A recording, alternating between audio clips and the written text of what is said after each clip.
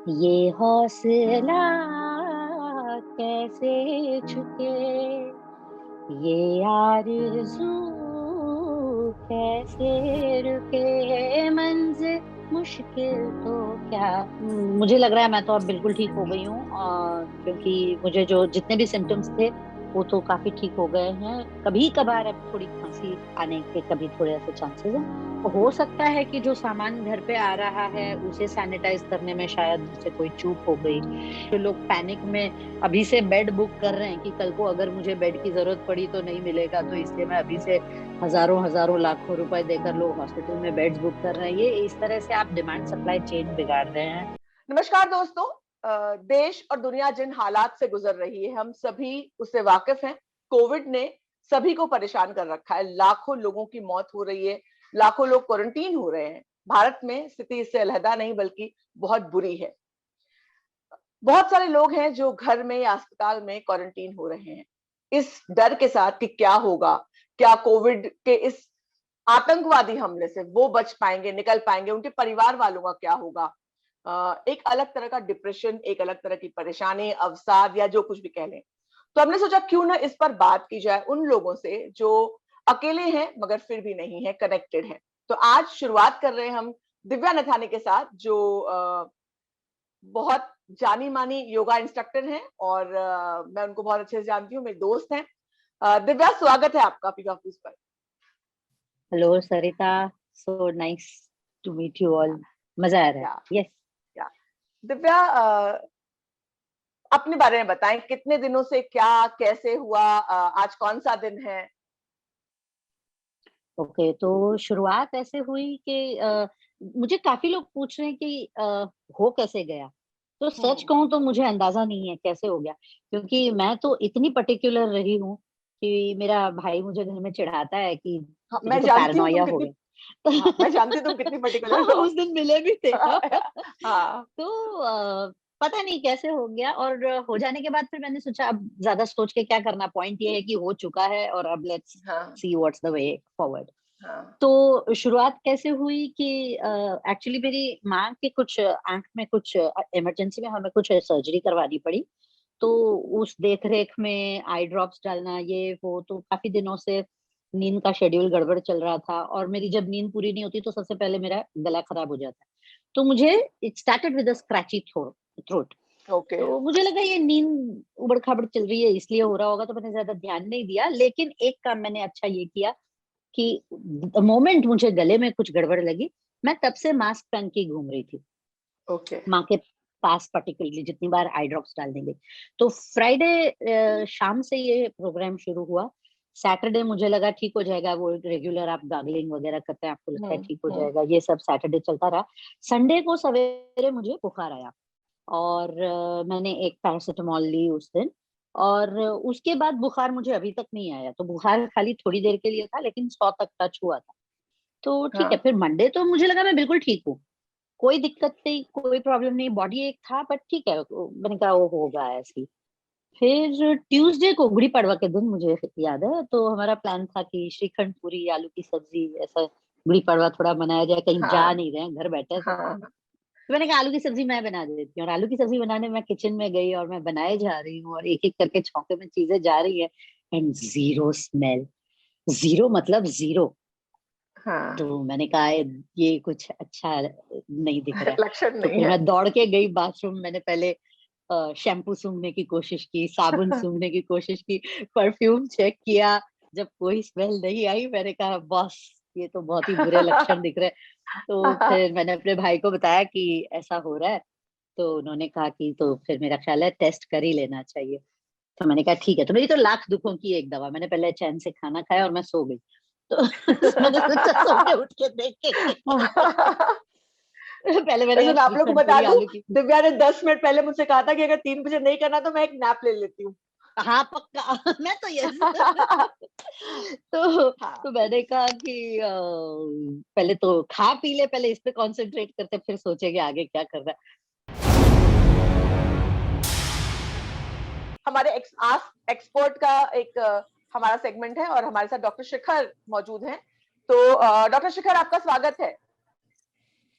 जी, good afternoon. नमस्ते। या तो हमारे साथ दिव्या नथानी है, जो कोविड पॉजिटिव है। आज उनका क्वारंटीन का 14th डे है। दिव्या, आप शिखर से क्या बात करना चाहेंगे? शिखर, आप क्या सलाह देना चाहेंगे?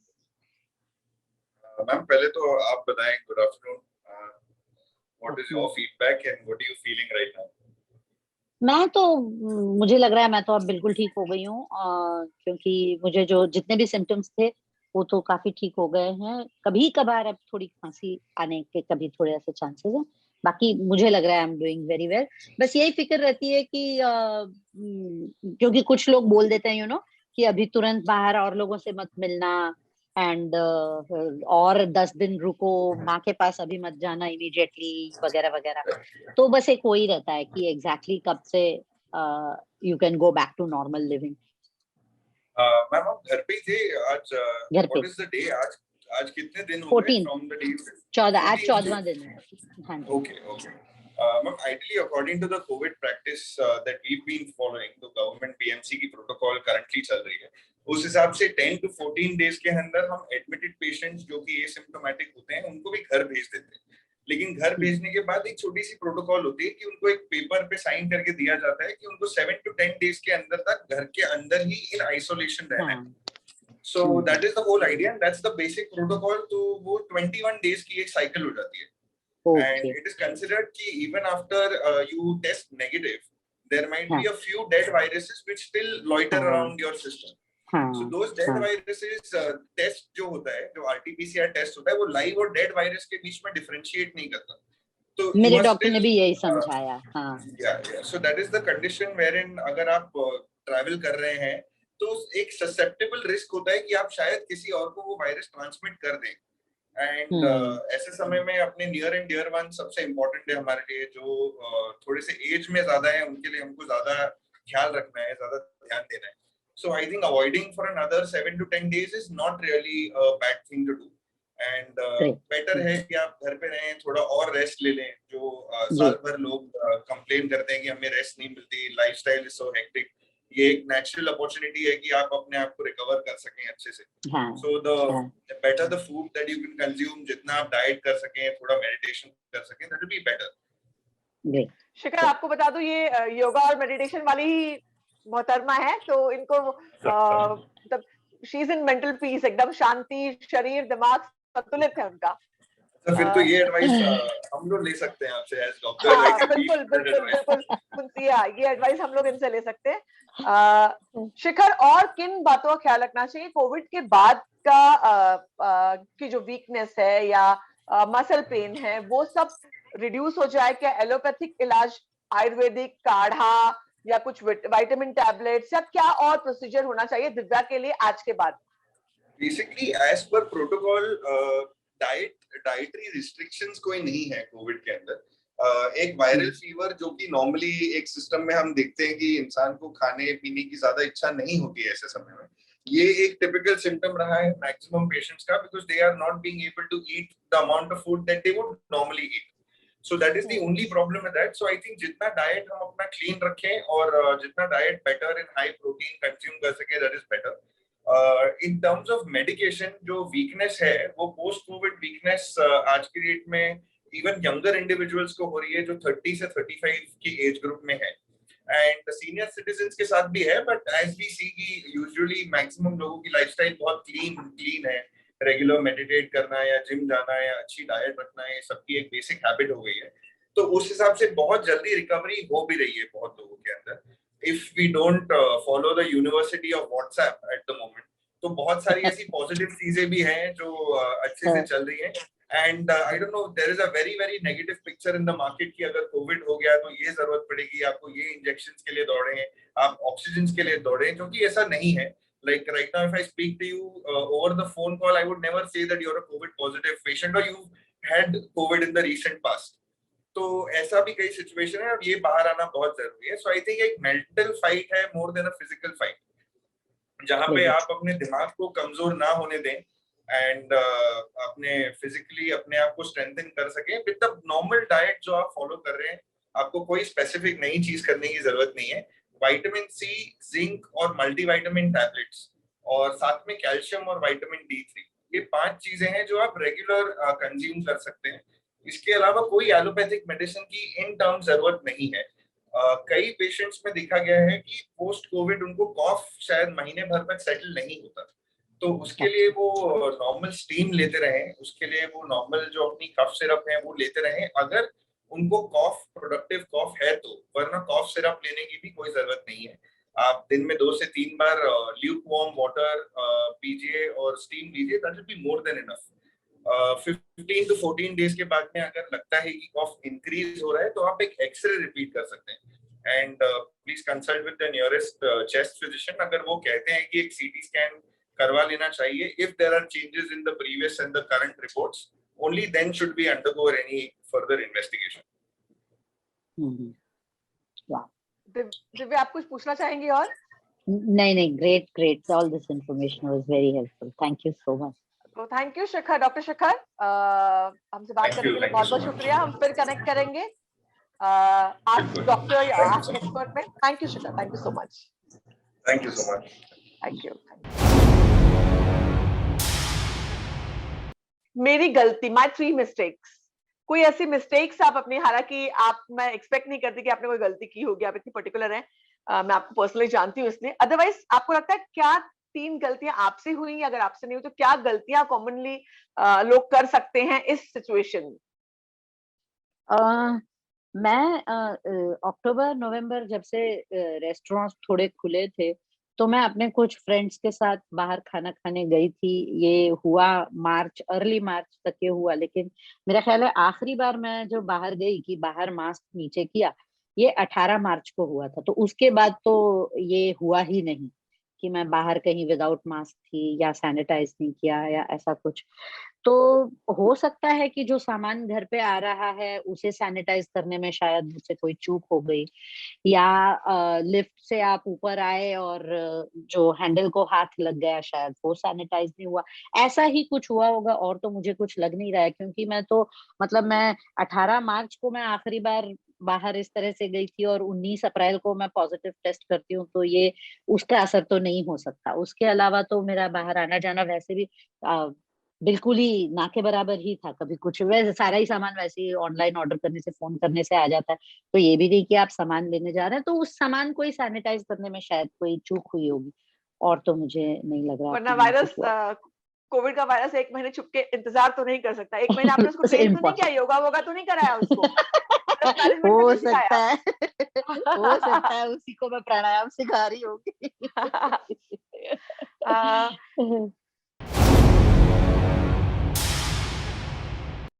क्या सलाह आप सभी को देना चाहेंगी? सलाह लोगों को क्या देना चाहेंगी? फिजिकली तो हो जाएगा काम, डॉक्टर्स कर लेंगे। मुझे लगता है मेंटली सबको बहुत स्ट्रांग रहने की जरूरत है। और ये जो हम सीधा उल्टा ही सोचते हैं ना कि ये इसके साथ ऐसा हुआ, उसके साथ वैसा हुआ, ये जो लोग पैनिक में अभी से बेड बुक कर रहे हैं कि कल को अगर मुझे बेड की जरूरत पड़ी तो नहीं मिलेगा, तो इसलिए मैं अभी से हजारों लाखों रुपए देकर लोग हॉस्पिटल में बेड्स बुक कर रहे हैं, ये इस तरह से आप डिमांड सप्लाई चेन बिगाड़ रहे हैं।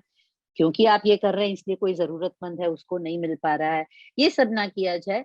और कोविड और नो कोविड, इन जनरल आपको अपने हेल्थ के बारे में अलर्ट और अवेयर रहना, वो आपको हमेशा काम आएगा।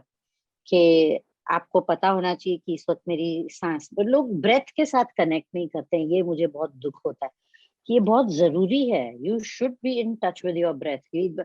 बर्थ टू डेथ आपका एक ही तो कंपेनियन है जो आपको छोड़ने वाला नहीं है।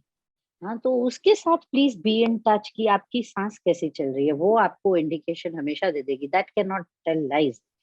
तो उसके साथ जरूर रहिए in touch and be positive. ये रोना धोना एंड परेशान होना एंड दूसरों को परेशान करना और हाय मैं अकेली रह गई और अब क्या होगा, मैं तो अब आई एम नॉट बोस्टिंग, पर मैंने तो अधिकतर लोगों को बताया ही नहीं। ये नहीं कि डर के मारे या व्हाटएवर, मैंने आज 14वां दिन आज जाके मैंने फेसबुक पे डाला है, क्योंकि बेकार में फिर लोगों को फिक्र होती है, लोग आपको फोन करेंगे और तो उसकी बजाय मैंने कुछ क्लोज फ्रेंड्स को इन्फॉर्म किया, जिन्होंने मुझे 4-5 दिन बाद फोन किया, उस वक्त खाली मैसेज किया, हाँ ठीक है टेक केयर, कुछ चाहिए तो बोल देना। और घर में ऑफ हाँ कोर्स सबको, पूरी फैमिली को पता ही था, वो भी सब बहुत चौंक गए कि ऑफ ऑल द पीपल मी, कि मुझे तो सारे बोल हाँ रहे थे ये तो यार हद ही कर रही है इतना ज्यादा। हाँ तो हाँ ये है कि आराम करो जितना हो सके, खाओ पियो ऐश करो, जो कि हम नॉर्मल अपनी डे टू डे लाइफ में करते नहीं है, तो खाओ पियो ऐश करो। तो मैं, मेरी सवेरे 6:30 बजे एक क्लास होती है, तो मैं सुबह सुबह 6:45 बजे उठ जाया करती थी, और 6:30 से 7:30 क्लास करके 7:30 बजे अपना 7:30-8 बजे ब्रेकफास्ट करके मैं सो जाती थी। और फिर अगली क्लास से पहले उठ के I would take a shower, get ready, अगली क्लास की, सो जाओ, उठ के लंच करो, सो जाओ, उठ के एक और शाम की क्लास करो, आईपीएल इस बार थोड़ा थोड़ा देख रही थी, थोड़ा मैच देखा, सो जाओ। तो खूब सोई हूँ मैं इन दिनों, और मजे मजे की चीजें खाई, बहुत ऐश किया। वो मैं डॉक्टर की बात सुन रही थी कि लोग हेल्दी खाते नहीं है, तो वो खाना चाहिए, सिंपल खाना चाहिए। मुझे तो इस दौरान बल्कि ज्यादा ही खाना पड़ा, क्योंकि एज यू नो मैं तो सनसेट के बाद खाती हाँ नहीं हूँ।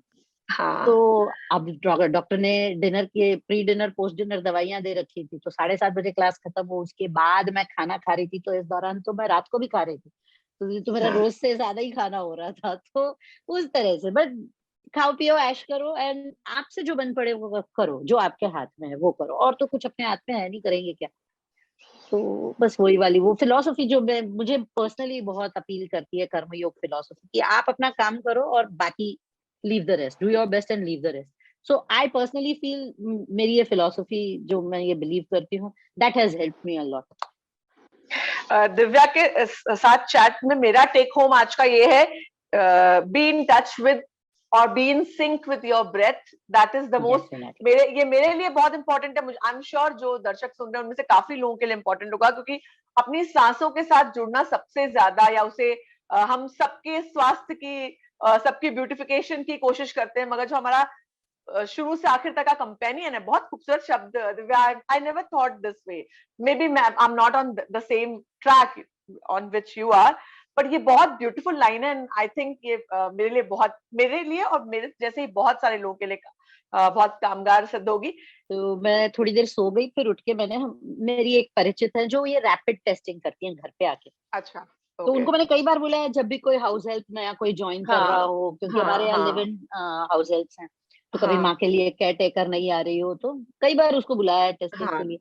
तो मैंने उसको कहा, तो उसने कहा मैं शाम को आ पाऊंगी, चलेगा। मैंने कहा हाँ, मेरी भी क्लास है, ऑनलाइन क्लास थी, मैंने कहा हाँ मेरी भी हाँ क्लास के बाद आ जाना, तो मैं तो मजे से अपनी हाँ क्लास वास कर देती हूँ उसके बाद। फिर वो आई, तो मुझे लगा अभी तक जैसे इतने दिनों से वो अलग अलग लोगों को टेस्ट कर रही है, घर में इतने लोगों को किया, हाँ तो वैसे ही एज अ फॉर्मेलिटी करके बोल देगी हाँ मैडम आप ठीक हो। तो पहली बार उसका एक्सप्रेशन कुछ अलग देखा, मैंने कहा क्या नहीं हाँ आप हो? तो मैंने कहा क्या हाँ हो? बोलती, आप तो पॉजिटिव हो। मैंने कहा नहीं यार हाँ ऐसे मत बोल। हाँ, बोली हाँ तो उसे मैडम आप तुरंत हो। तुरंत मैंने कहा अच्छा। हाँ, तुरंत वो स्वैब टेस्ट रैपिड लेने के टेस्ट बाद, इमीडिएट, अच्छा, immediate okay rapid test is immediate, within 10 okay minutes तो मेरा तो ओके इमीडिएट उसके सैंपल ओके आ गया। ओके तो फिर मैंने कहा ओके। तो फिर मेरे भाई ने कहा फिर तो बाकी भी सबको टेस्ट करना चाहिए घर पे। हाँ तो हाँ घर में दो और मेंबर्स, बड़ी फेंट लाइन आई उनकी, तो दे वर नॉट स्ट्रांगली पॉजिटिव, जिसको माइल्डली पॉजिटिव बोलता है, हाँ और उन दोनों को बिल्कुल भी कोई सिम्टम्स भी नहीं थे। तो फिर हम लोग घर ही में अलग कमरे में आइसोलेट हो गए, और बस फिर डॉक्टर से, हाँ डॉक्टर से बात हुई, बड़े हेल्पफुल रहे हमारे डॉक्टर जिनसे मेरी बात हुई, वो साल भर से वो यही काम कर रहे हैं, डॉक्टर मेहुल भट्ट। तो उनका तो रेडी फॉर्मेट है, टेली कंसल्टेशन वगैरह वगैरह। रात को उनसे सारे डिटेल्स सुनते समझते मुझे 11:30 हो गए थे, बट दैट्स एब्सोल्युटली फाइन। उन्होंने सब बताया कि ऑक्सीजन मॉनिटर करते रहो, टेम्परेचर देखते रहो, आ रहा है ठीक है कैसा है, और खाने पीने में क्या एहतियात बरतनी है उन्होंने बता दिया, दवाइयां प्रिस्क्राइब कर दी। मेरी बहन और उसके बेटे के लिए तो उन्होंने कहा कोई दवाई लेने की जरूरत नहीं, क्योंकि कोई सिम्टम्स ही नहीं है। और मेरे लिए उन्होंने विटामिन वगैरह प्रिस्क्राइब कर दिए, और बस हम मॉनिटर करते रहे। और उसके बाद उन्होंने कहा कि अब 10 दिन जब हमारे कोई और सिम्टम्स नहीं थे, मुझे 5वें दिन से थोड़ी खांसी शुरू हुई थी, पर वो भी अब ऑलमोस्ट गॉन। कभी कभी ज्यादा, मैं कैसे हंसती हूँ, तो हाँ तो उस दौरान हाँ कभी कभी हो जाता है, बाकी ठीक है। तो ये क्लासेस और ऑन ऑफ 10 दिन के चेकिंग के बाद उन्होंने कहा कि अब ये नया फॉर्मेट जो 17 दिन के क्वारंटाइन का है, तो उसमें उन्होंने कहा कि आप 10 दिन तक बिल्कुल अगर ठीक हैं, कोई आपकी प्रॉब्लम नहीं है, तो उसके बाद आप रूम से बाहर आ सकते हैं लेकिन घर से बाहर नहीं जा सकते। आप घर में और लोगों के आसपास मास्क पहनकर रह सकते हैं, दूरी बना के रखिए, कुछ टचिंग वगैरह वो नहीं होनी चाहिए, वो सब साबुन से हाथ धोना वो सब कंटिन्यू करना है। तो अब हम कमरे से बाहर स्टेप आउट कर सकते हैं, लेकिन हम माँ से अभी भी दूर रहते हैं। मेरी माँ she is 85 and she already has health problems, तो इसलिए उनसे हम दूरी बना के ही रखते हैं। दिव्या, That's the मैं story so far. माँ के सवाल पर ही मैं आने वाली थी कि सबसे पहला थॉट जब पॉजिटिव है, सबसे पहला थॉट अपने घर में अपने पेरेंट्स का आता है, तो वो थॉट हमें ये लगता है यार कुछ नहीं होगा, हम तो सरवाइव कर लेंगे, पर जब पेरेंट्स से ख्याल आता है तो थोड़ा सा घबराहट होती है। वो मोमेंट कैसा था जब पॉजिटिव आया? क्या बैक स्टोरी, क्या पहला थॉट आया?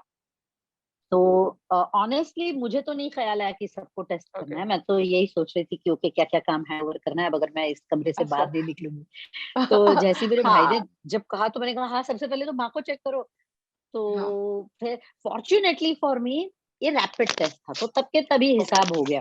अगर सही वो बात चक्कर होता ना कि आपको 3 दिन वाला, अगर आप नेगेटिव हैं तो 24 घंटे में रिपोर्ट आएगी, अगर आप पॉजिटिव हैं तो 48 पॉजिटिव है घंटे तो में रिपोर्ट आएगी, और फिर 3 दिन तक आप वेट ही कर रहे हैं। वेट ही कर रहे हैं। आजकल तो तीसरे दिन रिपोर्ट आती है।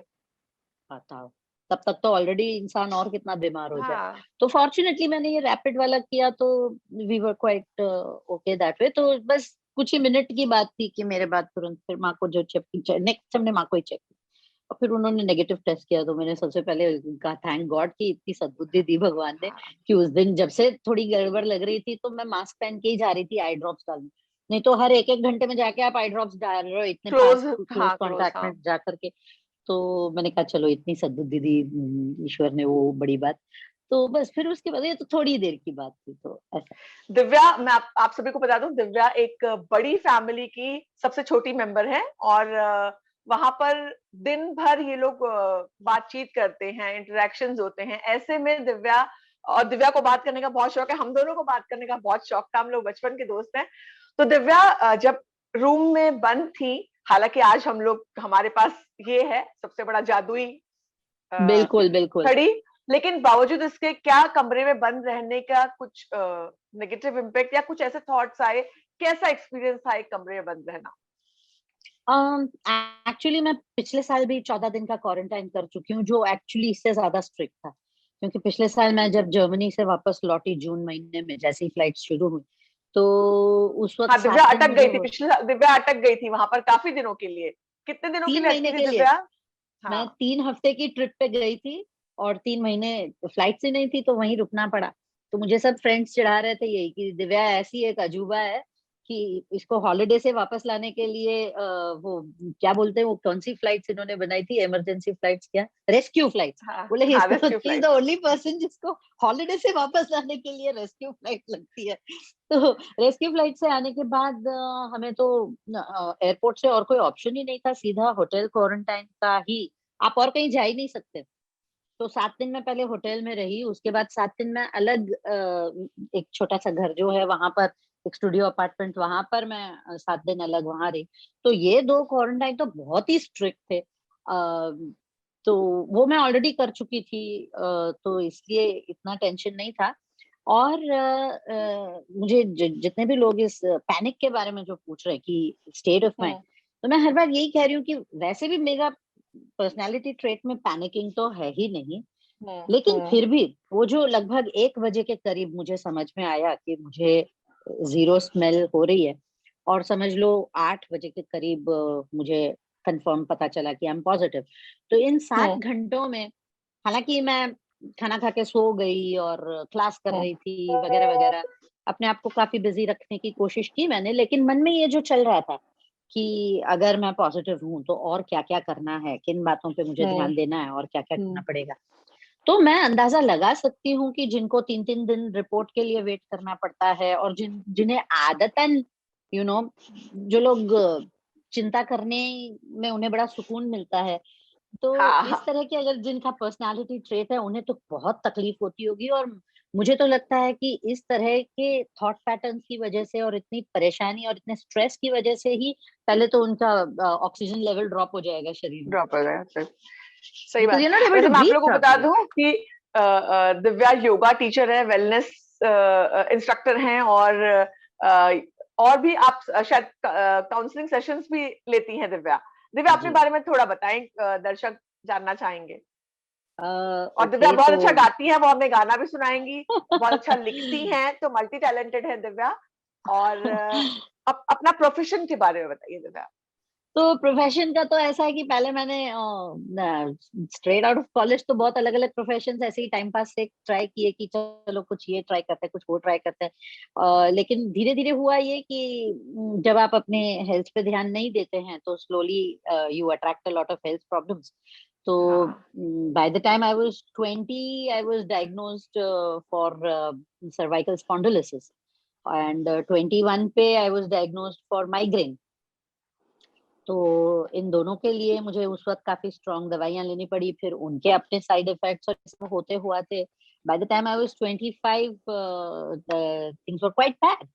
तो दवाइयों की पोटेंसी बढ़ते जाना, फिर और हेल्थ प्रॉब्लम्स होते जाना, तो सब कुछ ट्राई कर कुरा के फाइनली, क्योंकि मेरी बहन जानती थी योग इंस्टीट्यूट से, हंसा जी को काफी अच्छी तरह से जानती थी, तो मुझे हमेशा कहती थी कि तुम्हें योग सीखना चाहिए। अब मैं यंगस्टर्स को आजकल यही बोलती हूँ कि आप लोग बड़े लकी हैं कि योग आपको स्कूल कॉलेज में ही सीखने मिल जाता है। हमारे जमाने में तो I mean you will agree कि हमें तो लगता था बोर हो रिटायर्ड और कुछ नहीं है करने को, तो गार्डन में जाके लाफ्टर योगा करेंगे। हाँ तो ऐसे तो हर्ट्स हमारे हुआ करते थे।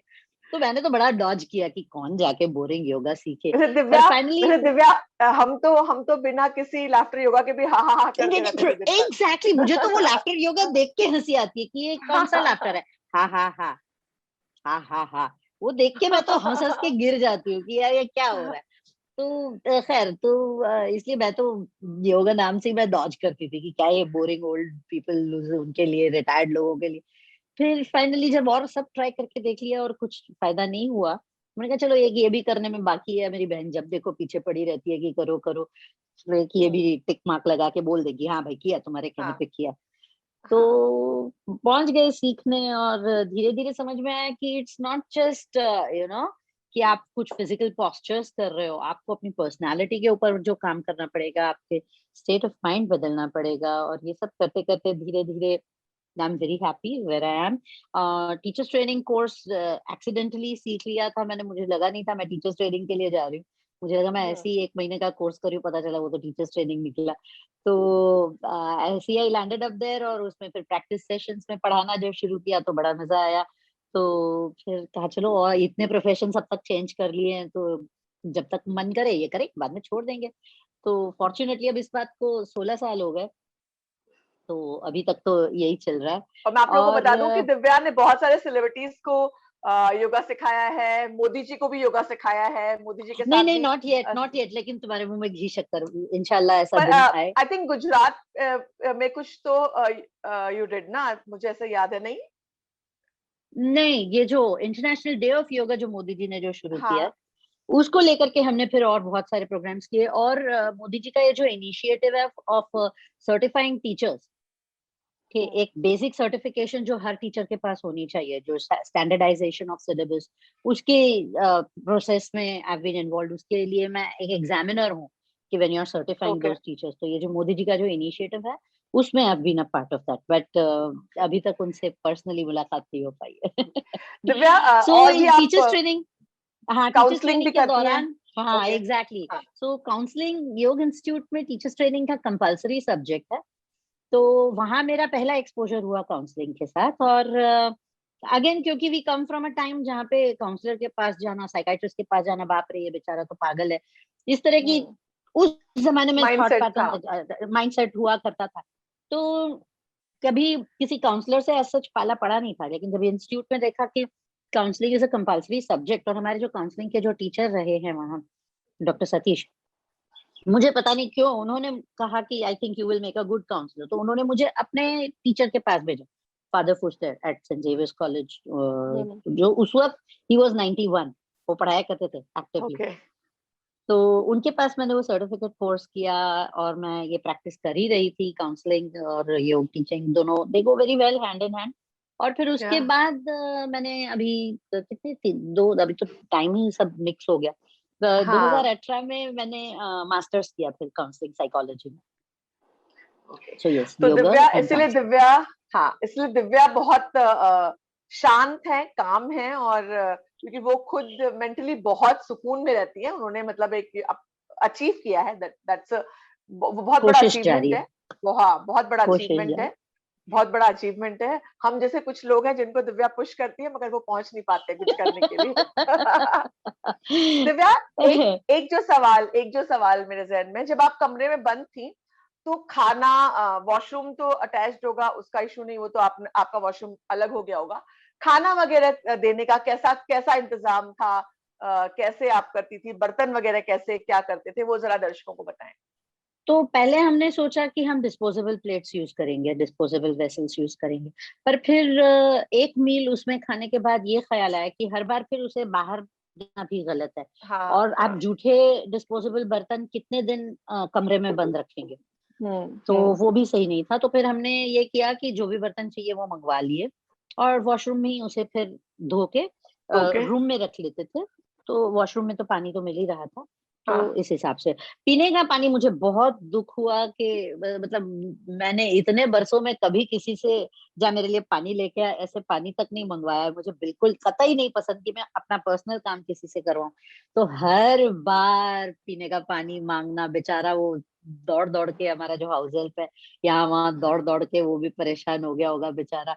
बट ठीक है, 10 दिन खत्म होती मैंने कहा कि अब हम पानी वानी खुद आके ले लेंगे, मास्क खुद पहन के अकेले से। जाके ये सब कर रहे हैं। सो इस तरह से खाना पीना तो इस तरह से मैनेज हो गया। सुबह सवेरे मुझे गर्म पानी की जरूरत पड़ती है पीने के अलावा। मैं सुबह सुबह जलनेती करती हूँ उसके लिए, तो हाँ फिर मैं फ्लास्क में रात को ही भी अपने लिए गर्म पानी, एकदम गर्म पानी फ्लास्क में रख लेती थी। तो सुबह जैसे चाहिए उस हिसाब से उसको एडजस्ट करके, वो थोड़ा तो ठंडा हो ही जाता है फ्लास्क में रखते रखते 12 8 10 घंटे में, तो उस तरह से गर्म पानी भी मैनेज हो जाता था। तो that was not at all a problem. Divya, Covid की कोई स्टोरी किसी की जो सुनकर आपको बहुत बुरा लगा हो, या ऐसी स्टोरी जिसने आपको परेशान किया हो, किसी और की कहानी? एक्चुअली हाँ, एक्चुअली सुनी तो बहुत स्टोरीज हैं और बहुत बुरा लगा। एक जो मुझे सबसे ज्यादा बुरा जिस बात का लगा, पिछले साल की बात है। मेरे एक दोस्त हैं जो कि फिलहाल हांगकांग में पोस्टेड है, कोविड से पहले, जस्ट उसी से पहले। बल्कि मुझे याद है 28 फरवरी को वो हांगकांग के लिए निकले, 10 मार्च को मैं जर्मनी के लिए निकली, और उसके बाद लॉकडाउन, तो हम दोनों ही बाहर अटक गए थे। उनकी माँ का मुझे बहुत बुरा लगता है कि उनकी माँ डायलिसिस पेशेंट थी, तो हम्म। उन्हें हर बार एम्बुलेंस में ले जाना पड़ता था क्योंकि वो चल फिर भी नहीं सकती थी। तो और कोई मोड ऑफ ट्रांसपोर्ट अवेलेबल नहीं था लॉकडाउन के दौरान पिछले साल। और उन्हें खांसी आ रही थी, और किसी हॉस्पिटल ने उन्हें एडमिट नहीं किया कि खांसी आ रही है तो ये कोविड पेशेंट हो सकती है, इसलिए उन्हें डायलिसिस के लिए एडमिट नहीं किया। और फाइनली वो मेरा दोस्त हांगकांग से कोऑर्डिनेट कर रहा था अपनी बहन के साथ, और डॉक्टर्स को रिक्वेस्ट कर रहा था, और उन्होंने कहा कि इनका पहले कोविड टेस्ट करवाओ, जब वो नेगेटिव आएगा तब इन्हें डायलिसिस के लिए लेंगे वगैरह वगैरह। और उन्होंने किए, टेस्ट भी किए, और हम्म। बहुत दुख हुआ कि बॉम्बे हॉस्पिटल के बाहर एडमिशन से पहले वो गुजर गई। हाँ, दिव्या, बहुत बहुत बहुत बुरा। हाँ, ऐसे बहुत सारे किस्से हैं जहां पर हॉस्पिटल में हॉस्पिटल में केसेस को ले नहीं रहे थे, हॉस्पिटल में पेशेंट्स को नहीं ले रहे थे, कोविड हो या ना हो, बाकी भी कुछ एलिमेंट्स, किसी को लाइक हार्ट प्रॉब्लम्स है, कार्डियक अरेस्ट, कितने लोग डॉक्टर्स से महरूम रह गए। ये जो बैक। अच्छा, लेकिन उनकी जब रिपोर्ट आई वो नेगेटिव आई थी रिपोर्ट, उनके ओ माय गुजरने के गॉड। कुछ देर में ही रिपोर्ट आई, वो रिपोर्ट भी नेगेटिव आई। तो नेगेटिव थी। बस वो डायलिसिस उन्हें 4 दिन नहीं मिला, डायलिसिस। जबकि ऑल्टरनेट दिन होना हम्म। चाहिए। तो उस हाँ इन्फेक्शन के बढ़ने की वजह से और वो सारे इम्प्योरिटीज ना निकलने की वजह से she died at the reception. ये बहुत बुरा लगा। बहुत बुरा, बहुत ही बुरा। दिव्या, ये जो बैक ऑफ द माइंड वो कहानियां, वो खबरें रहती हैं जो हम सुनते हैं देखते हैं, अब तो लोगों ने थोड़ा अवॉइड करना शुरू कर दिया है। क्या उन खबरों ने थोड़ा सा बॉदर किया कि अरे यार ये चीज खतरनाक भी हो सकती है? फुली तुम आज 14 डे पे हो तो मैं ये बात कर सकती हूँ, अदरवाइज 4th 5th डे पे लोगों को बहुत परेशानी होती है। एक ये मेरा सवाल है, और दूसरा खांसी। क्योंकि खांसी, टेस्ट और स्मेल के काफी पेशेंट्स के साथ ऐसा होने के बावजूद उनका टेस्ट नेगेटिव आता है। मेरा हाँ। खुद का टेस्ट नेगेटिव आया, मेरा टेस्ट और स्मेल सेंस नहीं था। 15 दिनों के बाद आया मुझे वो सेंस वापस। तो हालांकि लोग कह रहे हैं किट्स जो इनसफिशिएंट हैं, सेकेंड स्ट्रेन के लिए प्रॉपर नहीं है, नहीं आइडेंटिफाई कर पा रही है, इस तरह की बातें भी आ रही हैं। लेकिन खांसी एक वो ऐसा वो है, और एक तो सारे लक्षण जो आप पढ़े आपको लगता है वो सारे आप में हैं। तो खांसी कैसे पहचाने, आपको कैसी खांसी आ रही थी, अगर आप उससे डिस्क्राइब करें। 2 चीजें ये खांसी मुझे, क्योंकि मैं अब जुलाई में मुझे 20 साल हो जाएंगे कि मैं एवरी सिंगल डे मैं जल नेती करती हूँ, तो मुझे सर्दी खांसी रिलेटेड प्रॉब्लम नॉर्मली नहीं होता। गला मेरा ससेप्टेबल है, थोड़ा भी स्ट्रेन अगर हो गया, थोड़ा किसी तरह का रेस्ट अगर कम हुआ तो गला खराब हो जाता है, जो कि मैं फिटकरी के पानी से गार्गल कर लेती हूँ, ठीक हो जाती हूँ। 1-2 दिन से वो भी नहीं रहता। तो मैं हमेशा वही मजाक करती हूँ। इससे पहले मुझे कुछ साल पहले चिकनगुनिया हुआ था 2016 में, और 2018 में ये हुआ था, क्या बोलते हैं उसको, डेंगू हुआ था। तो मैं हमेशा यही मजाक करती हूँ कि लोगों को जो छोटी मोटी प्रॉब्लम्स होती है वो तो मुझे कभी होती ही नहीं है। हाँ। सर्दी खांसी, एसिडिटी, ये बुखार एंड ये वो जो लोगों को रेगुलर बेसिस पे होते रहता है, ये सब मुझे कभी होता ही नहीं है। पहले मैंने वो 2 बिग शॉट मारे और अब सीधा कोविड। तो मुझे याद है तो जब मेरा सर दर्द हो रहा था, दिव्या ने मेरा भी इलाज किया था। एक्यूप्रेशर। एक्यूप्रेशर से। तो ये ऐसे काफी सारे ये नुस्खे आते हैं, तो इसलिए नॉर्मली और कुछ ऐसे बीमारी का कुछ पता नहीं चलता, ऐसा कुछ होता नहीं है। तो इस वक्त भी खांसी मुझे पहले से तो नहीं थी, इसलिए डॉक्टर ने मुझे पहले वो भी नहीं दी, खांसी की दवाई भी नहीं दी। उन्होंने जो प्रिस्क्रिप्शन भेजा था, उनका रेडी प्रिस्क्रिप्शन है, तो उसमें उन्होंने खांसी वाली दवाई कैंसिल कर रखी थी, अच्छा। क्योंकि मुझे पहले थी नहीं। फिर मुझे 5वें दिन से थोड़ी थोड़ी खांसी आने लग गई, और मेरा ये ऑब्जर्वेशन था, क्योंकि मैं क्लास तो ऑनलाइन क्लास तो कर ही रही थी, तो मेरा ये ऑब्जर्वेशन था कि जब मैं ओम चैंटिंग के वक्त, जब हम आपके गले में जब वाइब्रेशन आप ला रहे हैं, उस वक्त बहुत मुझे बहुत खांसी मुश्किल शुरू होता हो है। रही थी। हाँ, तो उस वक्त मुझे खांसी शुरू हो रही थी। दूसरा मैंने देखा कि मेरी ब्रेथ ब्रीदिंग कैपेसिटी, आपका ब्रेथ स्पैन जो रहता है, वो मैंने देखा कि वो कम हो गया था। तो आप जो हमिंग भी कर रहे हो, तो वो अगर आप 20 सेकंड 25 सेकंड कंफर्टेबली अगर आप कर लेते हो, अगर आप 6-7 सेकंड में खांसने लग जा रहे हो, तो that's not a good sign. तो हाँ, ऐसी चीजों से मेरा ध्यान गया। पर फिर वही बात है ना कि आपको उस इंफॉर्मेशन का क्या करना है। तो इंस्टेड ऑफ पैनिकिंग मैंने कहा ठीक है, अभी ट्राई करते हैं, अभी 6 पे है तो अभी ट्राई करते हैं, 7 हो रहा है क्या, ओके 7 हो गया, चलो 8 ट्राई करते हैं, नहीं 8 पे खांसी आ रही है, चलो 7 पे, तो आज 7 पे खुश रहते, चलो कल 8 ट्राई तो करते हैं, इस तरह ये से। एक पॉजिटिव एटीट्यूड है। हाँ दिव्या, तो हम बात कर रहे थे कि वो सारी खबरें, न्यूज जो पढ़ा है, जो इन्फॉर्मेशन, उन सब चीजों ने कितना ठक ठक किया जैसे ही पॉजिटिव हुई, रूम में बंद हुई, आया वो ख्याल?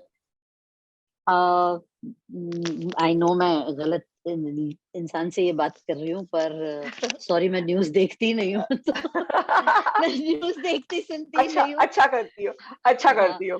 हाँ, क्योंकि मुझे ऐसा लगता है कि बहुत कम न्यूज वाले जो हैं, अब जैसे you are doing this episode to bring out कि किस तरह से इसको हम और पॉजिटिवली कर सकते हैं।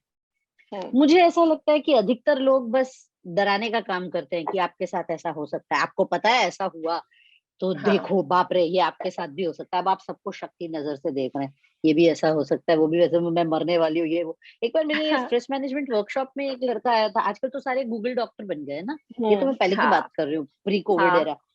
उसको बेचारे को कितना भयानक एंजाइटी और डिप्रेशन का प्रॉब्लम शुरू हो गया। क्यों? क्योंकि उसको बैकएक हो रहा था, तो उसने अपने सिम्टम्स गूगल किए।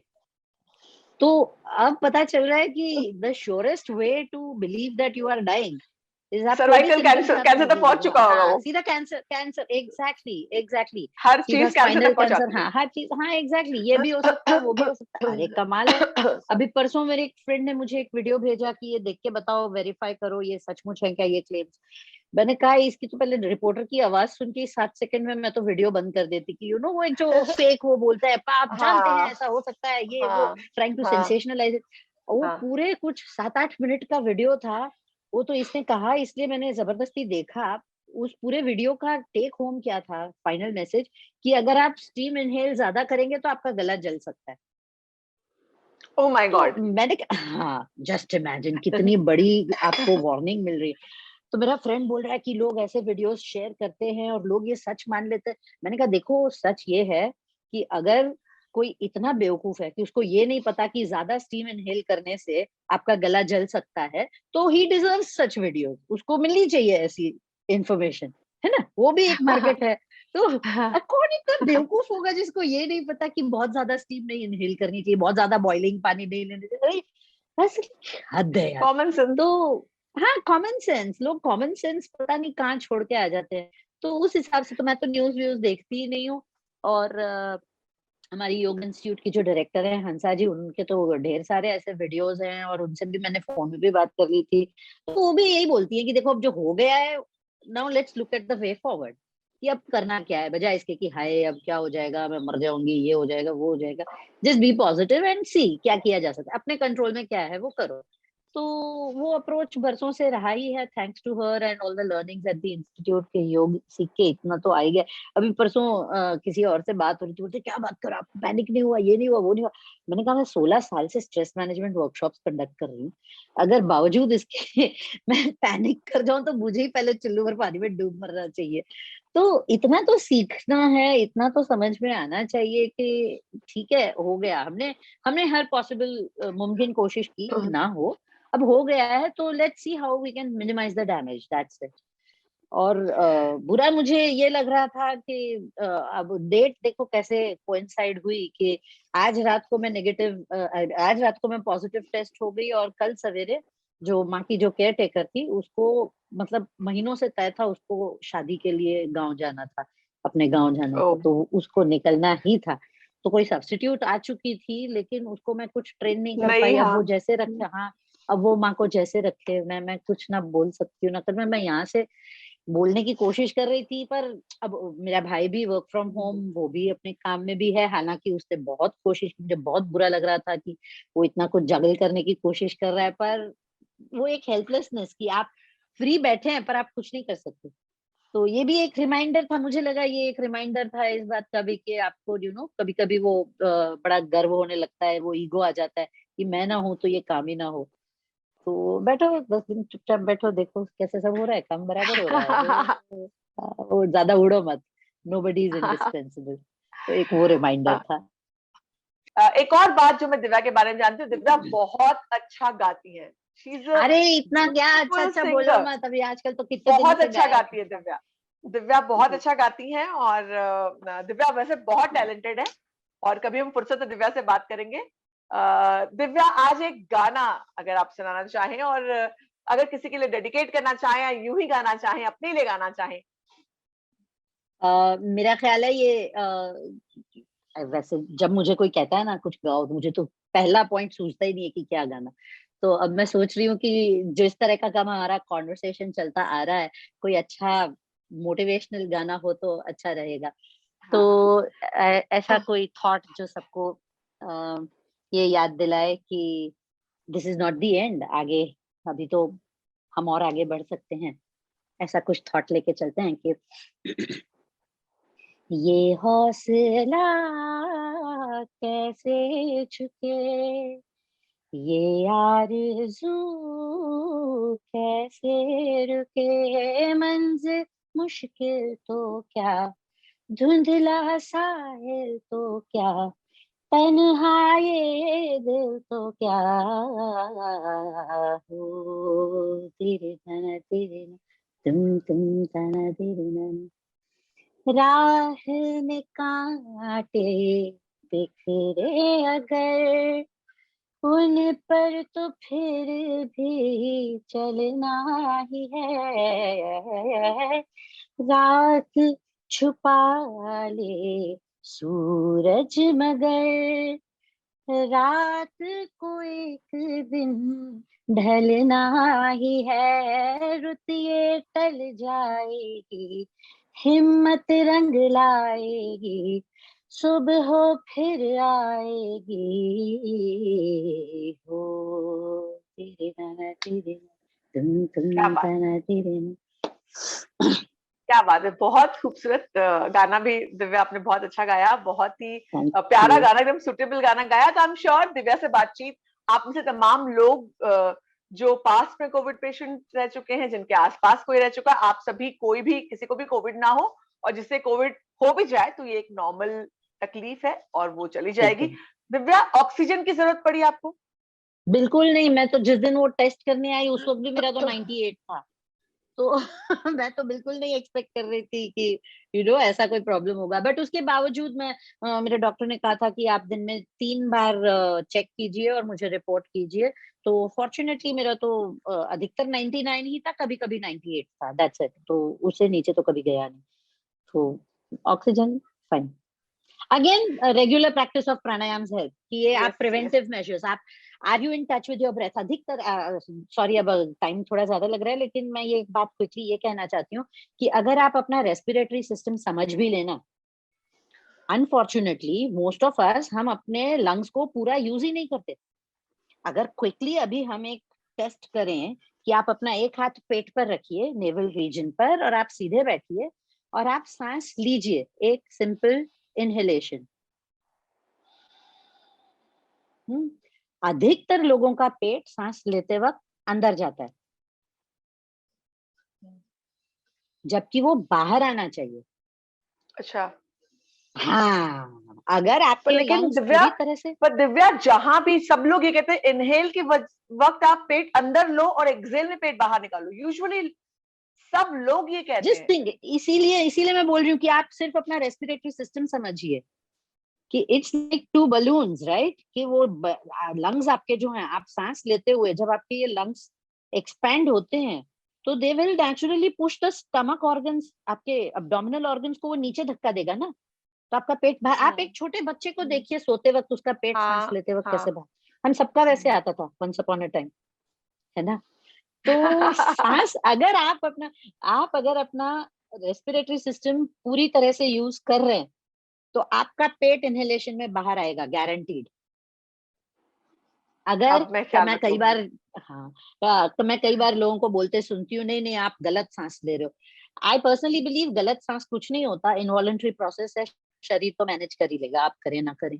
तो मैं लोगों को इस तरह से समझाती हूँ तो लोगों को ज्यादा आसानी से समझ में आता है कि हाँ। अगर सांस लेते हुए आपका पेट बाहर नहीं आ रहा है तो इसका मतलब ये है कि आप अपने सर्वेंट को पूरी सैलरी दे रहे हैं लेकिन वो काम ठीक से करवा नहीं रहे हैं आप उससे।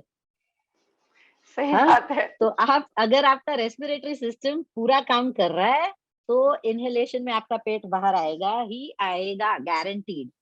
सो being in touch with your breath, being in touch with your respiratory system, ये आपको अगर पहले से आदत होगी ना, तो जब ये बेहतर होगा। रेस्पिरेटरी सिस्टम प्रॉब्लम में तो आप उसको ज्यादा आसानी से टैकल कर लोगे। आपकी ऑलरेडी उससे दोस्ती है ना? अब कभी उससे आपने दोस्ती नहीं की है, वो पहले तो मुंह फुला के बैठा रहेगा कि हटाओ यार इसको, कभी मेरी याद नहीं आती। तो ये पहले रूठने बनाने का किस्सा चलेगा, पहले से दोस्ती बना के रखिए, आप ही के काम आने वाला है मरते दम तक। मुझे तो मुझे तो भाई दोस्ती बनानी पड़ेगी, क्योंकि मेरी बिल्कुल भी दोस्ती नहीं है मेरी सिस्टम से। लेकिन हाँ, मेरे पास पेट भी है, सांसें भी हैं, लेकिन उनका आपस में जो सिंक्रोनाइजेशन की जिस बात दिव्या ने की है, मैं ख्याल रखूंगी। दिव्या, बहुत मजा आया आपसे बात करके, और आई एम मुझे भी श्योर बहुत सारे लोगों को बहुत सारी चीजें पता चली होंगी, क्योंकि दिव्या कोविड पेशेंट थी अनफॉर्चुनेटली, लेकिन फॉर्चुनेटली उनको इतनी सारी चीजें पता है कि वो कोविड की काउंसलर हो सकती है, क्योंकि वो सांसों के बारे में बहुत कुछ जानती हैं। दिव्या, बहुत बहुत जो शुक्रिया, कुछ भी आई और can help sir, totally my pleasure. मुलाकात होगी। बड़ा मजा, थैंक यू सो बहुत मच। जल्दी। Bye thank you so much, lots of love, bye. Bye.